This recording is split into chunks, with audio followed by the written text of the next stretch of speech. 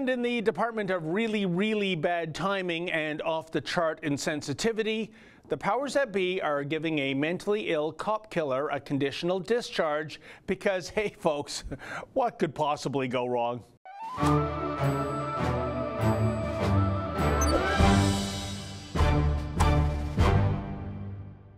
On the evening of January 11th, 2011 in Toronto, Richard Kachkar stole a pickup truck equipped with a snowplow.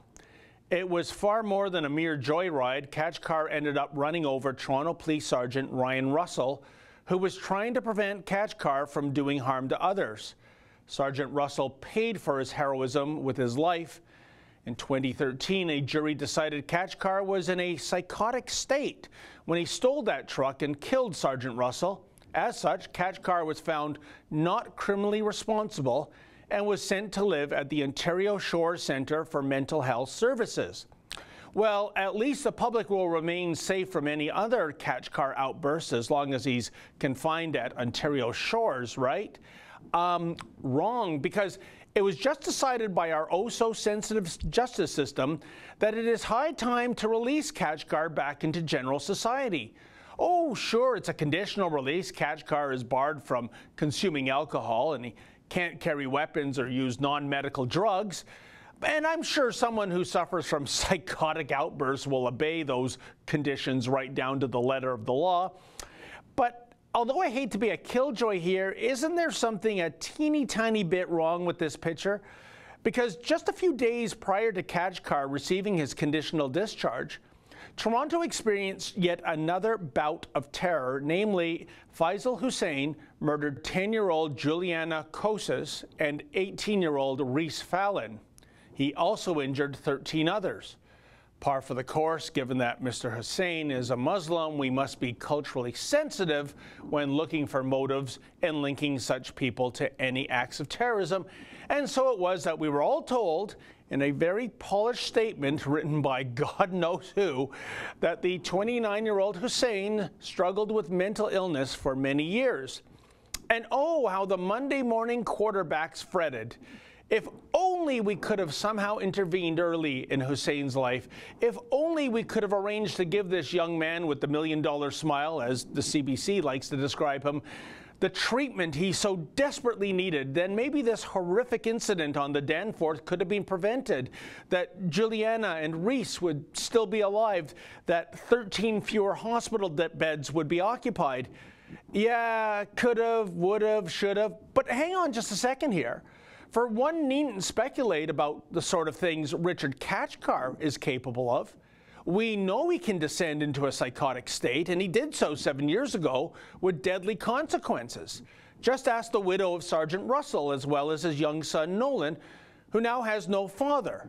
Yet, incredibly, just 7 years after killing Sergeant Russell and just a couple of days after Hussein's mental illness was supposedly to blame for ruining the lives of so many other innocent Torontonians, Mr. Kachkar is going to be a free man. What the hell? Then again, what do I know?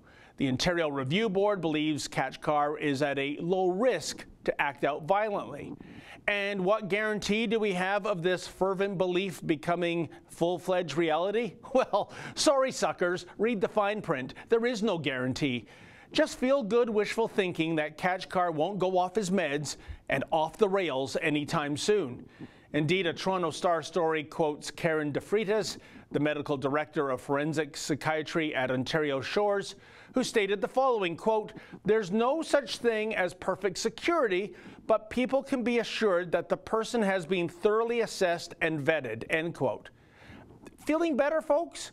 This shrink says there's no such thing as perfect security, but by going by Kachkar's history, we know what he can do and what he might do again. Yet DeFreitas is nevertheless willing to roll the dice at the expense of public safety. In Vegas, I think they would call this a bad bet, a really bad bet. Regardless, the shrink goes on to add, quote, "I understand the frustration, but when a person is not criminally responsible for their actions, it's about rehabilitation and not punishment," end quote. Oh, okay, now I get it. Everyone is worthy of a second chance, even though there shall be no second chance for Sergeant Russell, and his family will forever be scarred by his absence. Nice. Speaking of which, Sergeant Russell's widow, Christine, had this to say about Kachkar, quote, "He killed somebody. It's not a light matter, and I know the board members are very careful with their decision-making, but I don't think any of them have had to walk in our shoes and know the hell we've gone through. There are no guarantees this could not happen again," end quote. But apparently her victim impact statement fell on deaf ears. Oh, and another thing, if the tall foreheads and the bleeding heart liberals have it wrong about Kachkar, which is to say, if he ever acts out violently again, do you think any of his cheerleaders in the system will be penalized? Will they be reprimanded? Will they lose their jobs? Of course they won't. They'll just chalk up their flawed prognosis to, well, hey, win some, lose some, right?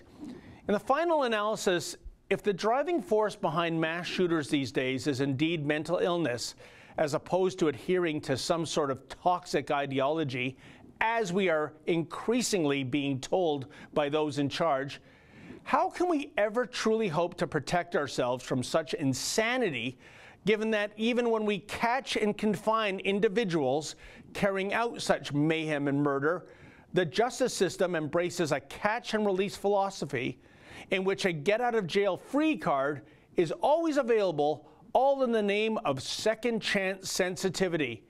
Because, hey folks, in case you didn't get the memo, even murderous maniacs have rights too, you know.